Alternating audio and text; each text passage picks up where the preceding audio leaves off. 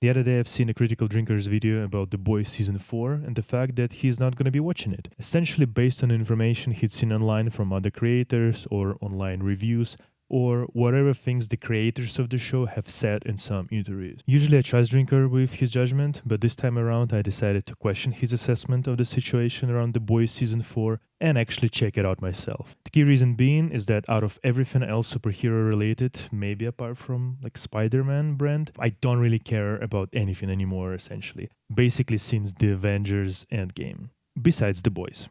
At least if by caring we mean going to high seas to check an episode once in a couple of years, which is just a joke, I'm not doing that, and I'm of course not condoning such things. But because The Boys had such a novel take on all that superhero genre, it was like a revelation, glass of cold water in the desert, really. So let's quickly talk, mostly spoiler free, about The Boys Season 4, episodes 1 to 4. Just to preface quickly, my scores for movies and series are much more aligned to IMDb's audience score rather than any other platform, basically, like Metacritic or especially Rotten Tomatoes. And specifically, my scores, probably in like 99%, are way closer to the audience's score and not to the critic's score. So if you're in a similar boat, you will better know what to expect from my review. And if you will like what I have to say, please subscribe to Adam So Stardust channel. I would love to make more movies and series reviews in the future, and so I would highly appreciate this. So straight away, what I can say, it's actually not as bad as other YouTube critics make it out to be. Is it losing its subtlety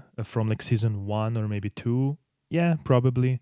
Is it worse than already not a particularly subtle season 3? Not really. Do I want to continue to watch the show for Butcher and Homelander's storyline?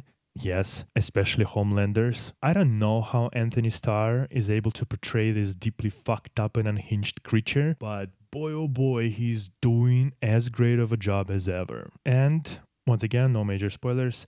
Now, since Homelander essentially is like really the one and only leader of the Seven and kind of Vought Corporation as well, he's going into this kind of a next, more villainous, I guess, arc. Plus, now his son Ryan is playing a bigger role, and now that he's entered into the view, there's an arc with him as well. Won't he become a villain like Homelander, or will sort of the good part of his mother and whatever good is in Butcher be able to kind of overcome the influence of Homelander? And I gotta say, I kind of want to watch that, to be honest. Do I dislike all that left versus right garbage they started to put there, like back in season 3 really? Yes, that was my most kind of disliked moment, and especially because there is no subtlety. You can mock anything and everything you want, but you must really do it in a smart way. Like, god damn it, writers of The Boys, go look some George Carlin stand-ups. You might learn a thing or two how to criticize the society, often including your own audience, but do it in a more thought-provoking way. On the other hand, and that might come as a surprise, I see something like that firsthand. I happen to be born in a not so great small dictatorship state next to Russia, and what I hear people repeat to me, which they've heard from propagandist TV, is beyond insanity. And those TV shitbags are saying nasty things about essentially sort of all Westerners, about you English-speaking folks. It's almost like a war between a proverbial us versus them, but only on like a more global scale, not within the country, which is what The Boys are kind of about. Because The Boys reflect sort of internal politics within the US, but I'm telling you what's happening outside of it as well. All while this shithole state, where I unfortunately have to live right now, literally doesn't create any of its own technologies. Everything that we use is of course created like either by Americans or thanks to American intellectual property like computers, phone, internet, etc. Or thanks to Europeans, things like cars, modern trains, etc. Or like Koreans, Japanese, basically Western nations. Yet there's always this discourse pushed by propagandist, nationalistic, sort of governmental owned media essentially that is aimed against sort of left-leaning democratic people who want to live essentially as a European democratic nation. So when I hear this shit, like on the show, I'm on Starlight team, obviously, because I'm asking myself these same things only in real life. How the fuck do you believe such absolute atrocious brain-dead nonsense? But people again, deeply unfortunately for me, do believe some absolute brain dead shit here, literally around me. I can't tell why, other than the brain dead propagandist media. And here, the right-leaning media is filled with such level of trash that we literally see on the show The Boys. On the difference that in the real world where I live, the so-called left-leaning or even like centrist media do not exist.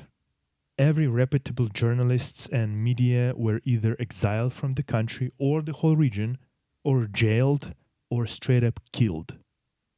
Quite literally, guys. I guess what I'm trying to say is that for some American viewers, the show might seem to be like too on the nose, but trust me, from the other side of the ocean, similar shit that's happening on the show is real when we're talking about politics, obviously.